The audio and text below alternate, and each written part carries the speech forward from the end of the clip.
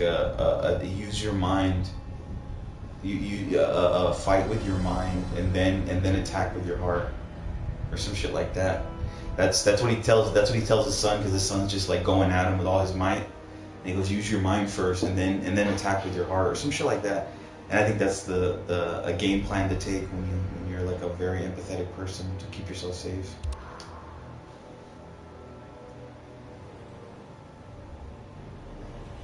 Right, and you, well, no, like your mind is gonna because your heart is like your instinct and like your love and all your energy, right?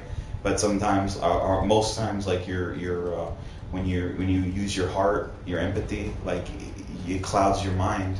You know what I mean? You're not thinking like properly, because you're overcome with emotion, empathy, and but it's intoxicating, because it's like true power. It's like the most purest form of power is your empathy and all that, right? But like the thing is, you like it like clouds your mind, and your mind is like something, really strong, because it's like you can guide with your mind, you can guide that energy in the right direction. And when you are using your heart all the time, it's kind of like, oh, like you're just like kind of like it kind of, I think it makes you kind of dumb, because then it makes you very passionate about everything, even bad stuff or like bad people. You know what I mean? It's just, you can, like, it could be a good thing, but I think like bad people, you can get a lot of bad people in your life if you're just too empathetic.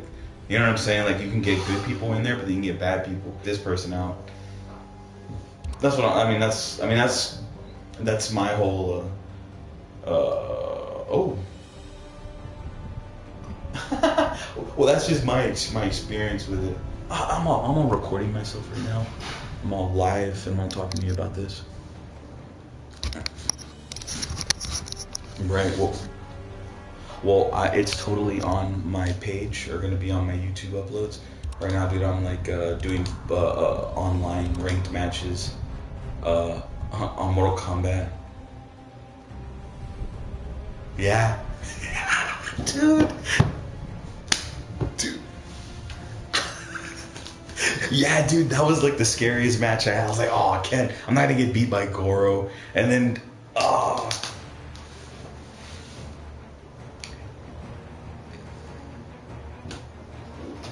Yeah.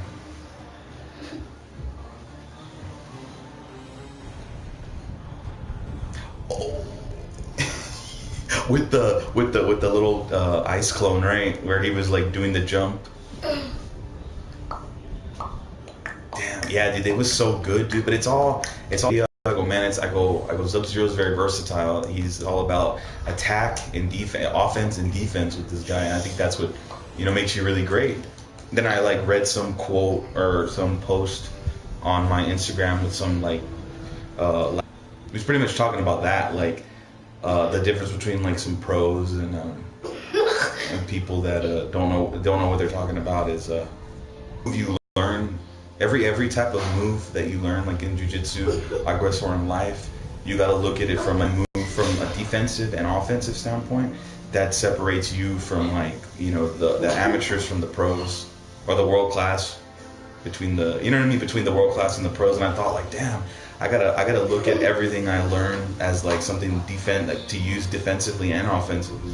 I don't know, it seemed pretty profound. So when I just read that, my daughter's all like, my daughter's all giving me bunny ears on my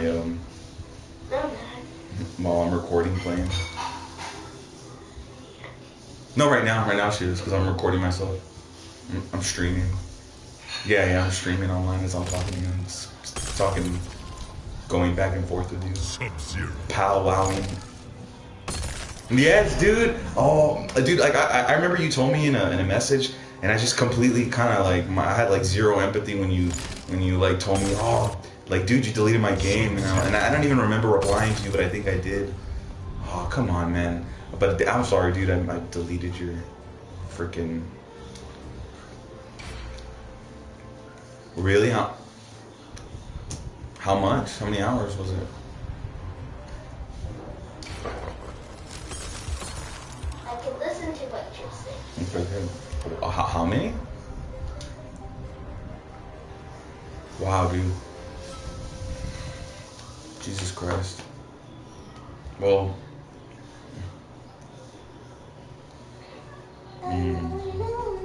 It's not Dark Soul hours, but still a lot for that game. You have the might to expel me. Your skill does not match your Yeah, it's a lot. I mean, I would think that, I would think, that, you would think, oh yeah, what's up? Oh, maybe I'm facing Sub-Zero Grandmaster.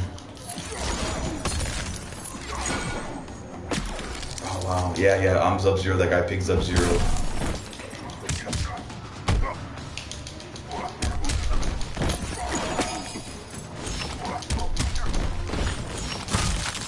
Oh, dude, he got me, dude.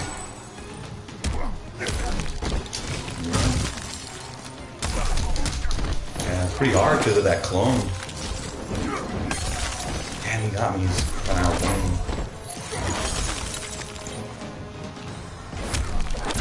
Wow.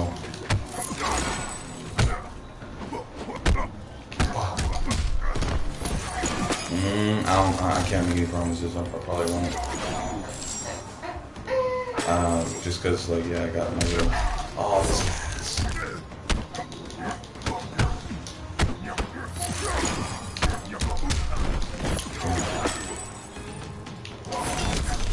Oh, look at that guy. Got me, dude. He got me. I have so much more thinking with this Sub-Zero, guys.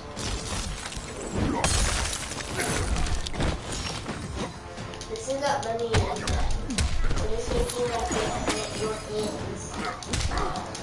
For what?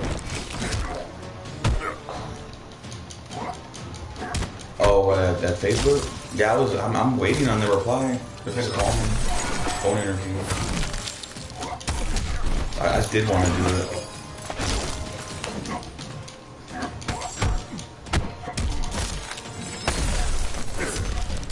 I want to do it too, dude.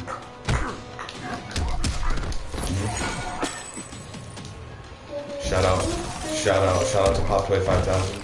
Getting him, talking to him, chopping it up, powwowing like Indians. Dang, dude, oh yeah, I totally deleted his 160 hours worth of Zelda Call of the Wild game. He had a lot of interesting items that I completely deleted just because I wanted to start a new game. So now all that hours is lost. And he's got to get grinding. How did you win? I lost. Hmm. Mhm. That one's even. Where is it? Mhm. Bye. I'm his daughter. Oh, seriously? Jesus Christ. Yeah, I forgot to say. I thought it was like Dark Souls. Oh, if you exit the game, it'll be alright.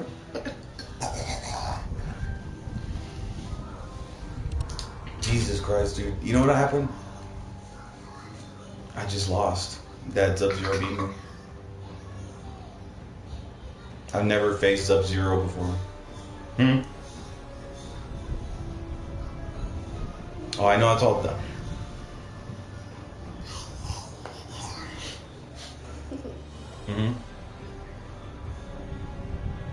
Yeah, I can hear you. Can you hear me? Faction battle. Excuse me?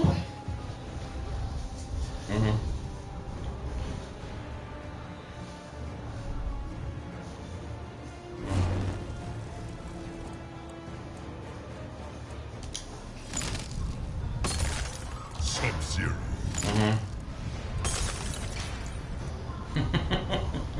That stinks, dude.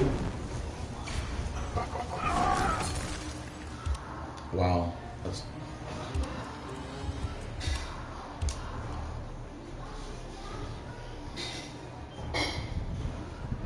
Yeah. Oh, wow. Oh, Jesus Christ.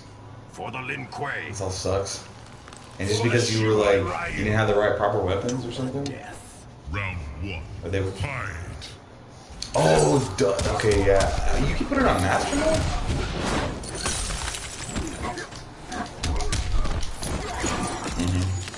Oh, I didn't know that. Well, I haven't been in the game, so I wouldn't know that. Yeah. Oh, the DLC.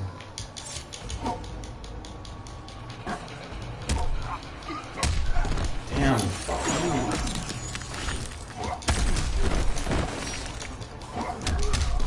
Fuck you. Oh, dude.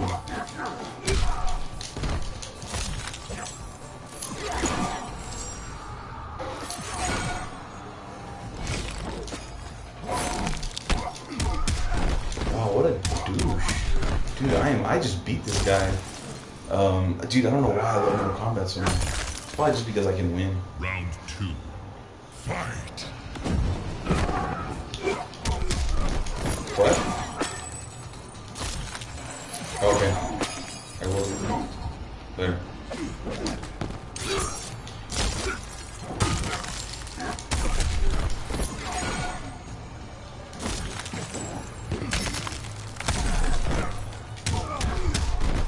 Hey, Riley. Did you take a shower? Did you take a shower?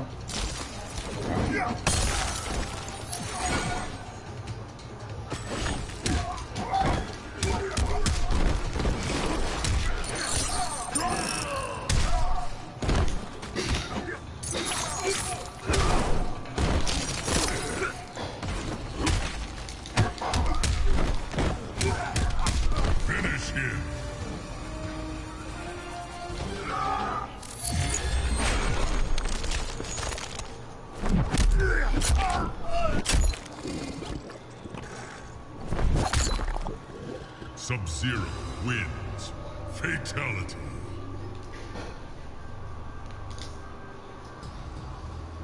Yes, sir, that's nice. That's nice.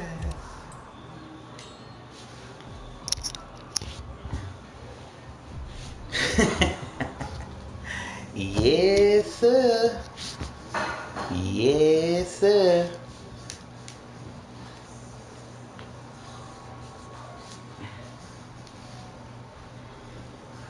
Yes, sir.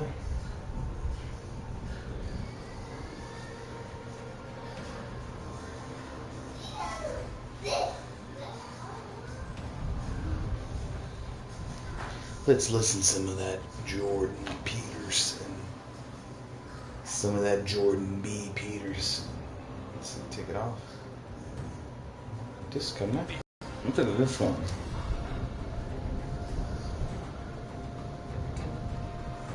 I don't know why I'm always so empathetic to Mr. Jordan.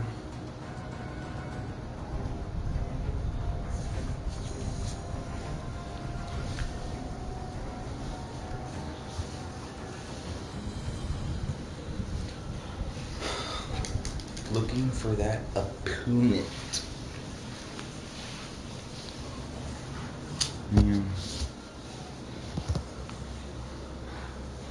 They're coming to talk to me, say now. I've been really trying to put my family together. Like I've made that a goal. I'm trying to heal my family and bring it together, and it's working. So here's a story. I love this story. It just killed me. I was in LA at the Orpheum. You know, it's rough downtown in LA, places around the Orpheum too.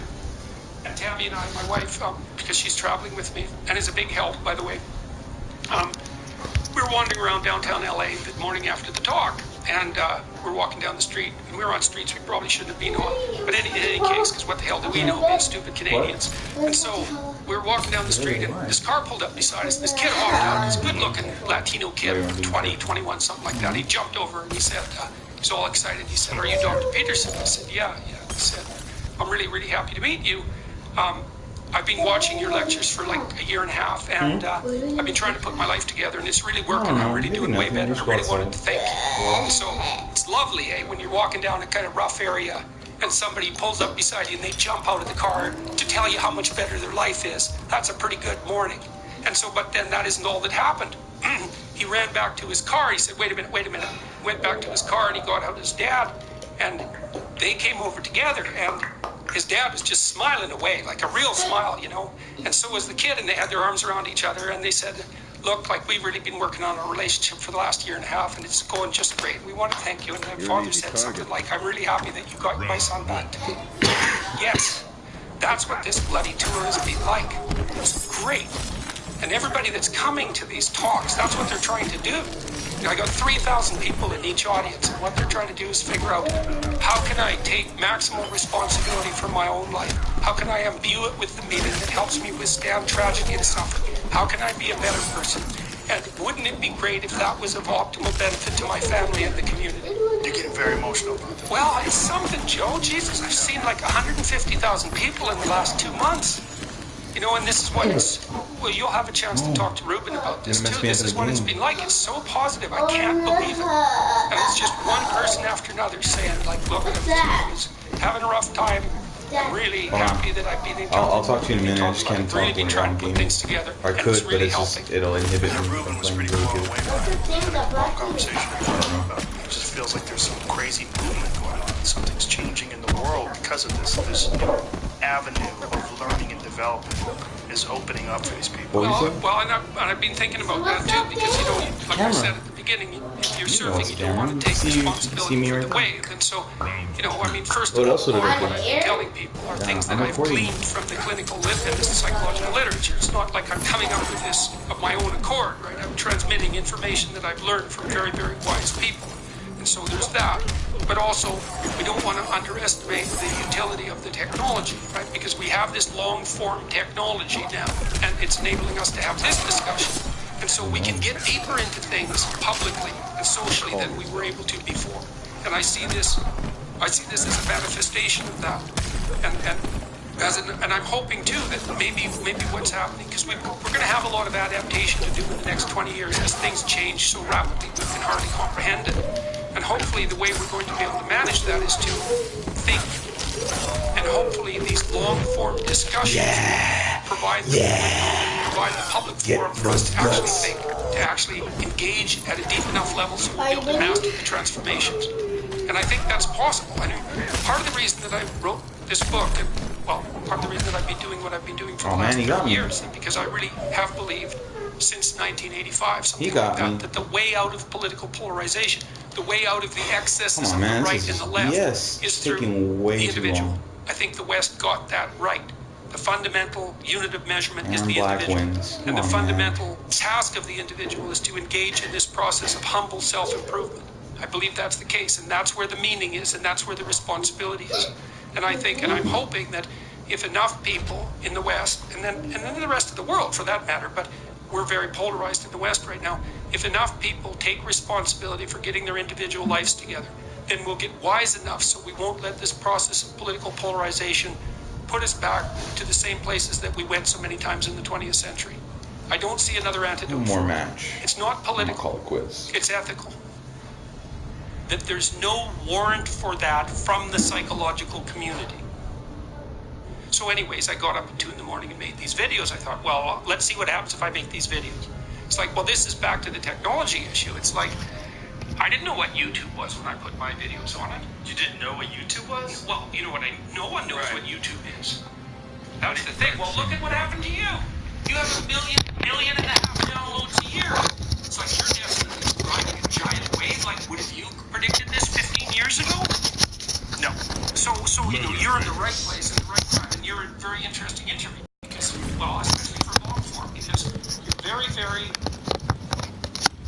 Yes. Yeah.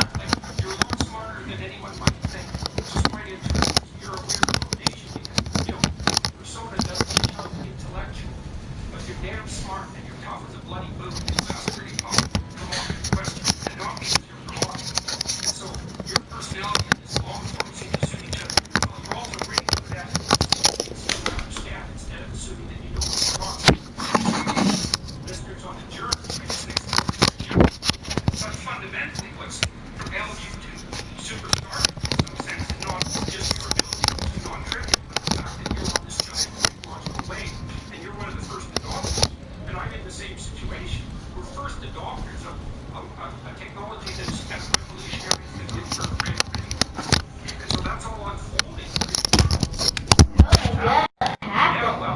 spoken word is now